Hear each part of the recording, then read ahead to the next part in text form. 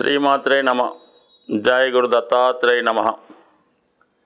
ఈ వీడియోలో మనం వివాహం కొరకు ఎదురు చూస్తున్నటువంటి యువతీ యువకులకు తొందరగా వివాహం కుదరాలంటే ఒక 6 ముఖ్యమైనటువంటి సూత్రాలు, అలాగే జాగ్రత్తలు అనుకోండి, సూత్రాలు అనుకోండి, పరిహారాలు అనుకోండి, ఇవి పాటించడం వల్ల మరి చాలా కాలంగా ఎదురు చూస్తున్నటువంటి యువతీ యువకులకు మరి ఒక జంట ఏర్పడి తొందరగా వివాహం జరిగే అవకాశాలు ఉంటాయి. మకర రాశిలో జన్మించి వివాహం కొరకు ఎదురు చూస్తున్నటువంటి వధూవరులకి మరి వాళ్ళు వివాహ భాగస్వామిని ఎన్నుకునే విషయంలో ఎటువంటి జాగ్రత్తలు తీసుకోవాలి, ఏ రాశులకు చెందిన అమ్మాయిలతో వివాహం వీళ్ళకి అదృష్టాన్ని, భాగ్యోదయాన్ని కలిగించే అవకాశం ఉంటుంది అన్న విషయాన్ని ఈ వీడియోలో మనం ఎన్నుకునే ప్రయత్నం చేద్దాం. మరి ముఖ్యంగా మకర రాశి అంటే ఒక విధంగా ఈ రాశికి శని ఆధిపత్యం వహిస్తూ ఉంటాడు. మరి సహజంగా మకర రాశి నుంచి 7వ రాశి అయినటువంటి కర్కాటక రాశి అన్నది మీ యొక్క భార్య స్థానం. అంటే ప్రతి ఒక్కరి జన్మజాతకంలో తల్లి స్థానం, తండ్రి స్థానం, సంతాన స్థానం అనేది ఉంటుంది. మరి 5వ స్థానం సంతానాన్ని తెలిపితే 7వ స్థానం అన్నది భార్య స్థానం అన్నమాట. మరి అటువంటి భార్య స్థానాధిపతి చంద్రుడు అవటం వల్ల మరి ఆ చంద్రుడు యొక్క ప్రభావం చేత ఎక్కువగా మకర రాశి వారికి ఒకటేంటంటే వివాహం అన్నది ఆలస్యం అవుతూ ఉంటుంది. ఇంకోటి ఏంటంటే వివాహ సంబంధాలు బాగా దగ్గరకు వచ్చి ఏదో కారణం వల్ల చివరి నిమిషంలో ఆ సంబంధం వాయిదా పడడం కానీ వాళ్ళు డ్రాప్ అవ్వడం కానీ జరుగుతూ ఉంటుంది. సర్వసాధారణంగా మకర రాశి వారికి నచ్చిన వివాహం అంటే మనకి ఈ అమ్మాయి నచ్చింది, ఈ అమ్మాయిని సెలెక్ట్ చేసుకొని మనం పెళ్లి చేసుకుందాం, ఇది అబ్బాయిలకు కూడా వర్తిస్తుంది, అమ్మాయిలకు కూడా వర్తిస్తుంది. 99% జరిగే అవకాశం లేదు. అవతల వారికి అంటే మీ జీవిత భాగస్వామికి మీరు నచ్చితేనే వివాహం జరిగే అవకాశం ఉంటుంది. కాబట్టి ఈ విషయంలో ఒక విధంగా మీరు రాజీ పడగలిగితే ఖచ్చితంగా మీకు వివాహం అనుకున్న విధంగా ఇన్ టైంకి జరిగే అవకాశం ఉంది. లేదు మీరు కోరుకున్న వధువు లేదా వరుడే కావాలంటే చాలా వరకు వెయిట్ చేయవలసి ఉంటుంది. దాని తర్వాత మకర రాశికి శని అధిపతి అవటం వల్ల వీళ్ళు ఒక విధంగా సర్వీస్ క్లాస్కి సంబంధించిన వారు అన్నమాట, సేవాభావానికి సంబంధించిన వారు. కాబట్టి మరి 7వ స్థానం అన్నది అది కర్కాటక రాశి అన్నది అది రాచరికానికి సంబంధించింది. అంటే అది క్వీన్ ప్యాలెస్ లాంటిది. కాబట్టి సాధారణంగా ఈ కర్కాటక ఈ మకర రాశిలో జన్మించిన వారికి ఒక ఉన్నత స్థాయిలో హోదా కలిగినటువంటి తల్లిదండ్రులు, బాగా స్థితిమంతులైనటువంటి కుటుంబం నుంచి వచ్చిన అమ్మాయి కానీ అబ్బాయి కానీ రావడం జరుగుతుంటుంది. అంటే ఇది అబ్బాయి జాతకం అనుకోండి మకర రాశి, అమ్మాయి ఖచ్చితంగా ఉన్నత వర్గానికి చెందిందై ఉంటుంది.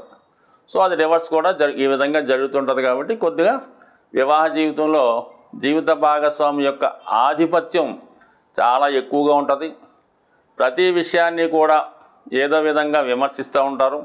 కొన్ని సందర్భాల్లో మరి ఈ మకర రాశి వధువు కానీ వరుడు కానీ సాంప్రదాయ ధోరణిలో రాజీగా వెళ్తే మంచిది.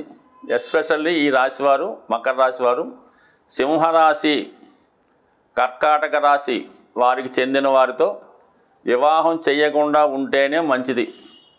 ఎట్టి పరిస్థితుల్లో వివాహం జరిగినా కూడా ఇందాక మనం చెప్పిన విధంగా రాజీ ధోరణిలో కేవలం సబార్డినేట్గా వారికి ఉంటే ఎటువంటి సమస్యలు ఉండే అవకాశం లేదు. కానీ సాధ్యమైనంత వరకు ఇవి జరగకపోవచ్చు. కాబట్టి ఎస్పెషల్లీ ఈ రాశివారు ఈ 2 రాశుల్ని ఖచ్చితంగా విడిచిపెట్టాలి.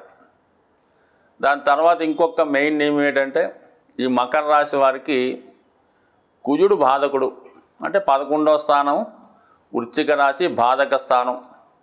సో ఆ కారణం వల్ల ఏంటంటే ఈ బాధక స్థానానికి చెందినటువంటి నక్షత్రాలు చిత్త, ధనిష్ట, మృగశిర ఈ నక్షత్రాల వారితో కూడా వివాహాన్ని విడిచిపెట్టడం మంచిది.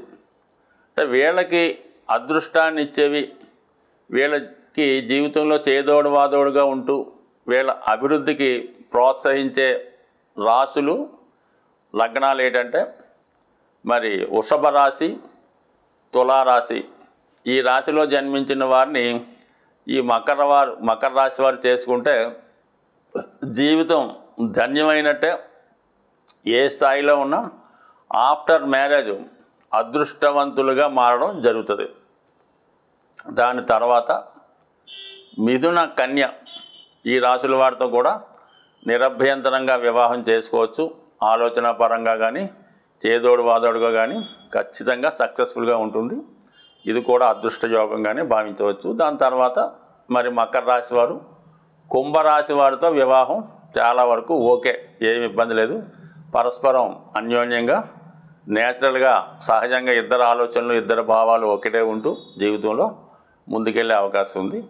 మరి 99% ఈ వృశ్చిక రాశి, మేషరాశి అవాయిడ్ చేయడమే మంచిది. ఒకవేళ చేసుకుంటే వాళ్ళ కింద అనుకూలంగా ఉంటూ వారు చెప్పింది చేస్తే ఓకే, లేని పక్షంలో ఖచ్చితంగా ఇబ్బంది పడవలసి ఉంటుంది. సహజంగా ఈ మకర రాశి వారికి కుజదోషం వర్తిస్తుంది అన్నమాట. కుజుడు ఈ రాశిలో జన్మించిన వారికి రాశి యందు ఉన్న 2వ స్థానంలో ఉన్న 4, 7, 8, 12వ స్థానంలో ఉన్న కుజదోషం వర్తిస్తుంది. కాబట్టి మరి వివాహం చేసుకున్నప్పుడు ఈ అబ్బాయి కుజదోషం ఉంటే అటువైపు వారికి కూడా కుజదోషం ఉన్నది చేసుకుంటే చాలా వరకు మరి 2 న్యూట్రల్ అయి హ్యాపీగా ఉండే అవకాశం ఉంది. దానికి రివర్స్గా వెళ్తే మాత్రం నిరంతరం కొద్దిగా తర్జన భర్జనలు, చికాకులు, గొడవలు ఉంటాయి. అంటే కుజదోషం అన్నది ఎట్టి పరిస్థితులు పెద్ద దోషం కాదు. కుజదోషం వివాహ సంబంధించిన స్థానంలో ఉండడం వాళ్ళు కొద్దిగా అగ్రెసివ్గా, కొద్దిగా డామినేట్గా, కోపంగా ఉంటారు. వాళ్ళ మాటే నెగ్గాలని ఆలోచిస్తుంటారు. దానికి అనుగుణంగా వీళ్ళు ఉంటే సరిపోతుందన్నమాట. దానికి వ్యతిరేకంగా ఉంటే ఇబ్బంది పడతారు. అందుకని కుజదోషం అంటే ఏం లేదు. ఒక విధంగా చెప్పాలంటే కోపం, పౌరుషం ఇటువంటివే తప్ప ఇదేదో ప్రాణాలు పోతాయి, ఇంకోటి జరుగుద్దని మాత్రం ఒట్టి మాట. కేవలం ఆధిపత్య చెలాయింపుల విషయంలో ఇద్దరూ సమానంగా ఉంటే సమానంగా వెళ్తారు. కాబట్టి ఈ విధంగా చెప్తారు తప్ప కుజదోషం వల్ల ఏంటంటే ఏదో జరిగిపోతాయి, మాంగళ్యాలు తెగిపోతాయి, ఇదేం కాదు. ఇవన్నీ కూడా మూఢనమ్మకం. కేవలం వివాహ పంతంలో సమ ఉద్యోగం వరకు ఈ విధంగా చూడవలసి ఉంటుంది. సాధారణంగా ఆలస్య వివాహానికి గ్రహాలు శుక్రగ్రహం కారణమవుతుంటుంది, అలాగే చంద్రుడు కూడా కారణమవుతూ ఉంటాడు. ఎవరి జన్మజాతకంలైన లగ్నాలు, రాశులతో పని లేకుండా శుక్రుడు పాపగ్రహాలతో కలిసి ఉంటాయి. ఎస్పెషల్లీ శనితో కలిసి ఉన్న, రవితో కంబస్ట్ అయి ఉన్న, శుక్రుడు నీచపడి ఉన్న వివాహం ఆలస్యం అవుతుంది. అలాగే శని, చంద్రుడు కలిసి ఉన్న, చంద్రుడిపై శని దృష్టి ఉన్న వివాహ విషయంలో ఆలస్యాలు జరుగుతూ ఉంటాయి. మరి వివాహ పీఠిక మీద రాశి చక్రం పరిశీలించినప్పుడు వివాహం కుజుని ద్వారా ఆలస్యం అవుతుంది అనుకుంటే కుజుడే వివాహం చేయవలసి ఉంటుందన్నమాట. అందుకని ఎక్కువగా దానికి ప్రాధాన్యత ఇవ్వడం జరుగుతూ ఉంటుంది. మరి కుజుడు వివాహాన్ని తొందరగా ఇవ్వలేకపోతున్నాడు, ఏదో కారణాల వల్ల ఆలస్యం అవుతుందంటే కుజగ్రహానికి పరిహారం చేసుకోవాలనుకుంటే సులభమైనటువంటి ఏకైక మార్గం ఆంజనేయ స్వామి. ఆంజనేయ స్వామి ఆలయంలో ఒక 8 మంగళవారాలు మరి ఆంజనేయ స్వామికి తమలపాకులు, సింధూరంతో అభిషేకం, పూజ నిర్వహిస్తూ మరి పసుపు రంగుతో కూడుకున్నటువంటి అరటిపళ్ళు మరి ఒక 18 కానీ 41 కానీ అరటిపళ్ళు నైవేద్యంగా పెట్టడం, దానివల్ల తొందరగా వివాహం కుదిరే అవకాశం ఉంది. ఇంకా అద్భుత రెమెడీ ఏంటంటే మనకి అందరికీ అవకాశం లేకపోవచ్చు, మరి కోతులకి ఎన్ని కోతులైనా పర్లేదు, మరి మీకు ఎంత వీలు కలిగితే అన్ని కోతులు తినే ఆహారం, ముఖ్యంగా అరటిపళ్ళు, మిగతా పళ్ళు అన్నా కోతులకి లంసంగా ఏదో 1, 2 కాకుండా ఒక అరటిగెల కోతులకి ఆహారంగా వేయడం వల్ల కూడా మరి వివాహంలో కుజుని ద్వారా ఆలస్యమయ్యే దోషం తొలగిపోయే అవకాశం ఉంటుంది. అలాగే ఒకేసారి కాకుండా 2-3 సార్లు వేయచ్చు. ఇంకా వెరీ సింపుల్ ఏంటంటే ప్రతి మంగళవారం చీమలకి ఆహారం వేయడం వల్ల కానీ చేపలకి ఆహారం వేయడం వల్ల కూడా ఇది తొందరగా వివాహం జరిగే అవకాశం ఉంది. అదే రాహు కారణం వల్ల వివాహం ఆలస్యం అవుతుంది. అంటే రాహు కారణం వల్ల ఎలా ఉంటుంది, వివాహం బాగా దగ్గరికి వచ్చి మిస్ అవుతుంటుంది.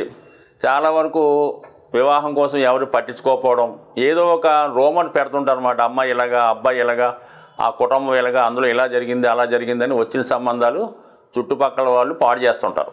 అది రాహు ప్రభావం వల్ల మనకు అర్థమవుతుంటుంది అన్నమాట. అప్పుడు ఏం చేయాలంటే మరి రాహుగ్రహ దోష నివారణం కనకదుర్గ అమ్మవారికి ఒక 8 శుక్రవారాలు కుంకుమార్చన చేస్తూ ఆకుపచ్చ రంగుతో కూడుకున్నటువంటి నిమ్మకాయల దండ ఏదో ఒక శుక్రవారం వేయటం వల్ల, ప్రతిరోజు దుర్గా అష్టాత్తర పారాయణ వల్ల ఇతరుల నుండి వచ్చే నెగిటివ్ ఎనర్జీ దోషం నరఘోష తగ్గి వివాహం తొందరగా జరిగే అవకాశం ఉంది. సో ఏదైనా అందరూ కూడా కామన్గా వివాహం ఆలస్యమైనప్పుడు మంగళవారం రోజు నియమంగా ఉంటూ అటు సుబ్రహ్మణ్య స్వామి ఆరాధన చేసుకుంటూ చిన్న చిన్న పరిహారాలు ఏదో సింపుల్గా పాటించడం వల్ల ప్రతి ఒక్కరికి కూడా వివాహం అయిన వారికి వివాహ దోషాలు కూడా సాల్వ్ అయ్యే అవకాశం ఉంది ఈ కొద్దిపాటి సింపుల్ రెమెడీస్తో. ఇంకొక పద్ధతి కూడా ఉంటుంది. అయితే కొద్దిగా ఖరీదుతో కూడుకున్నది అవ్వచ్చు. అయినప్పటికి కూడా రత్నధారణ, ఎవరైతే దోషం కుజుని వల్ల వివాహం ఆలస్యం అవుతుందో వాళ్ళు వివాహం అయినంత వరకు కూడా మనకి పగడం అనే ఉంగరాన్ని ధరించవలసి ఉంటుంది. అంటే సాధారణంగా పగడాలు రకరకాల సైజుల్లో దొరుకుతుంటాయి. త్రికోణ ఆకారంలో ఉన్నటువంటి పగడం, 3 త్రికోణాకారంలో ఉన్నటువంటి పగడం, అది పర్టికులర్గా రాగిలో తయారు చేయించి, మరి స్త్రీలైతే ఎడమ చేయి ఉంగరం వేలికి, మగవాళ్ళైతే కుడి చేయి ఉంగరం వేలికి, అది మంగళవారం రోజు మరి ధరించడం వల్ల, అంటే మళ్ళీ ఈ నక్షత్రం పడదు, ఆ లగ్నానికి పడదు, ఈ వాసికి పడదు, ఇలాంటి కథలేమి పక్కన పెట్టి కేవలం వివాహం అనే సంకల్పంతో మరి ఆ ఉంగరాన్ని తయారు చేసి చక్కగా హనుమాన్ టెంపుల్లో కానీ సుబ్రహ్మణ్య స్వామి టెంపుల్లో కానీ పూజ చేపించి విధి విధానంగా పెట్టుకోవడం వల్ల ఖచ్చితంగా వివాహం అన్నది కుదురుతూ ఉంటుంది. ఇంకా దానికన్నా ఇంకా సర్వశ్రేష్టమైనది కనక పుష్య రాగం.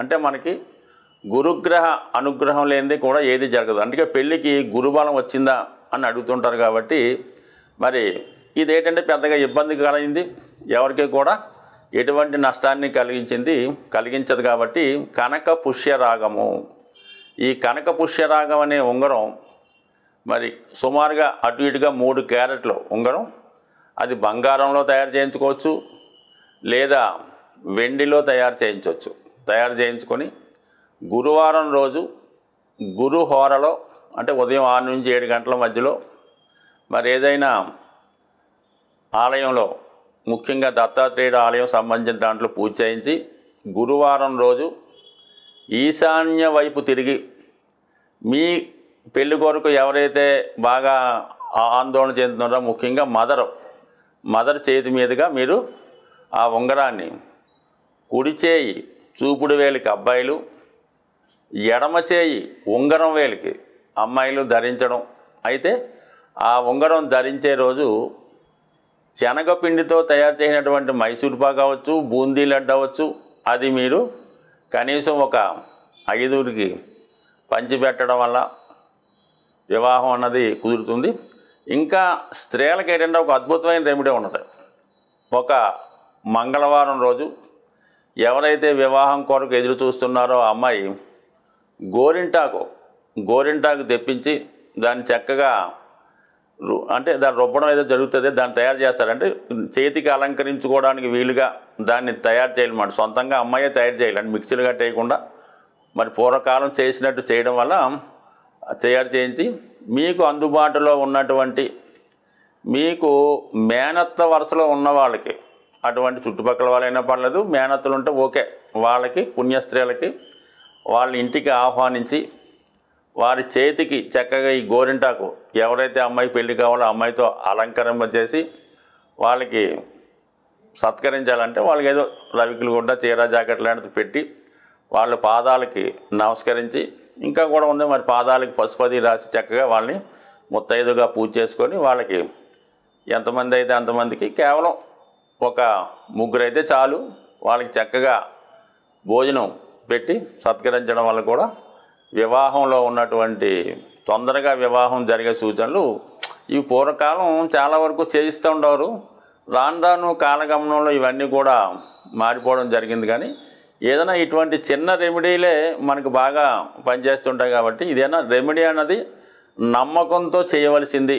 నమ్మకంతో ఏది చేసినా దాని ఫలితం చాలా వరకు సక్సెస్ అయ్యే అవకాశం ఉంటుంది. స్వస్తి.